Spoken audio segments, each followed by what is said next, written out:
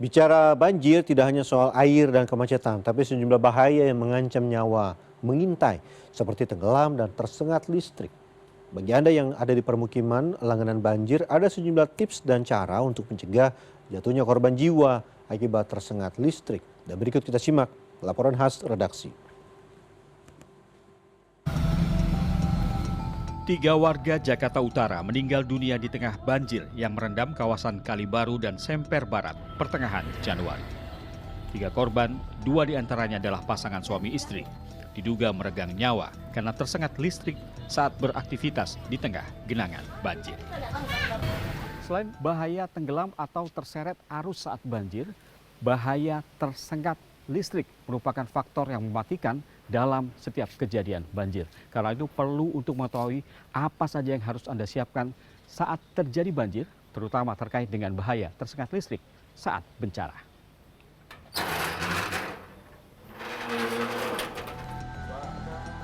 Potensi bahaya sengatan listrik saat banjir juga jadi kekhawatiran Katilah, penjaga Wisma Isen Mulang di kawasan Kalijudan Indah, Surabaya. Ia mengakui bagian belakang wisma yang ditinggalinya kerap kebanjiran jika hujan deras mengguyur dalam waktu yang lama. Agar banjir tak meluber ke bagian utama wisma milik pemerintah Provinsi Kalimantan Tengah di Surabaya ini, Katilah bahkan menyiapkan penyekat sederhana dari bahan batako dan plastik. Ya masalah listrik, terus biawak, ular itu biasanya masuk. Itu. Kalau masalah listrik apa yang paling Mbak takutkan pas banjir? Itu kalau colok-colokan itu kena air nanti kesetrum, ketakutan itu. Bahaya sengatan listrik memang menjadi salah satu ketakutan banyak orang saat menghadapi banjir. Sayangnya, seperti halnya musibah yang menimpa warga di Jakarta Utara, langkah antisipasi sengatan listrik di tengah genangan belum banyak diketahui dan dilakukan. Iya, ketakutannya ada pasti bahayanya kesetrum kalau kena air apa seperti itu. Meskipun belum pernah kebanjiran? Iya, meskipun saya masih belum pernah kebanjiran, belum merasakan kebanjiran. Ya, kalau saya biasanya mematikan MCB kayak gitu. Tapi jujur saja Mas, biasanya fokus utamanya bukan itu. Tapi apa-apa itu membersihkan airnya dulu malahan. Nah itu saya nggak tahu apa benar atau salah, itu saya juga nggak tahu. Soalnya nanti kan takutnya genangan airnya ada aliran listriknya, jadi buat kita kesetrum. Jadi lebih aman matikan saklar aja sih.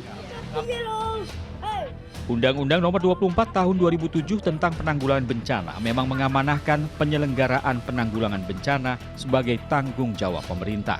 Namun, kepedulian tiap warga untuk mengantisipasi risiko bencana seperti bahaya tersengat listrik saat banjir layak diupayakan. Kami berharap seluruh komponen itu ikut terlibat, karena penanggulangan bencana itu adalah urusan kita bersama. Tidak bisa hanya diserahkan kepada pemerintah saja. Mulai dari hal-hal yang kecil tadi, ya, hal-hal yang kecil misalnya bagaimana atau apa yang harus kita lakukan terhadap kelistrikan saat jadi bencana, menjaga lingkungan, tidak membuang sampah sembarangan. Ini merupakan upaya bersama kita dalam hal pengurangan risiko bencana. Mengetahui langkah antisipasi yang tepat saat menghadapi bencana adalah langkah penting pertama. Yang pertama harus Anda ketahui adalah di mana saja lokasi stop kontak atau sambungan listrik, termasuk cara untuk memutus sambungan listrik di rumah Anda.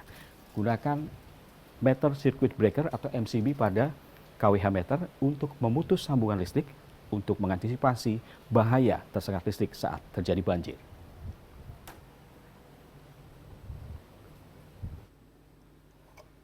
Saat banjir, pastikan Anda memutus sambungan listrik dari alat-alat elektronik di rumah Anda. Pemutusan sambungan listrik dari alat elektronik ini penting untuk menghindari potensi bahaya korsleting karena air merupakan konduktor yang baik untuk menghantarkan listrik. Selain itu, pindahkan alat elektronik ini ke lokasi yang lebih aman seperti ke lantai 2 jika memungkinkan. Dan jika listrik masih tersambung saat banjir terjadi, jangan lupa untuk segera menghubungi nomor kontak PLN di nomor sambungan 123 untuk koordinasi pemadaman listrik di lingkungan.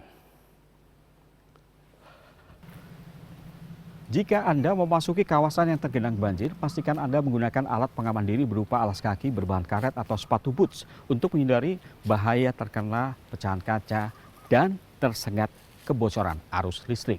Selain itu, hindari pula untuk bersandar atau memegang tiang-tiang berbahan logam seperti ini karena ada potensi kebocoran arus listrik akibat kabel PLN bergesekan dengan kabel-kabel lain yang dipasang secara tidak beraturan atau aktivitas pencurian listrik langsung dari tiang listrik. Alan Maulana, Aga Dipa, Surabaya, Jawa Timur.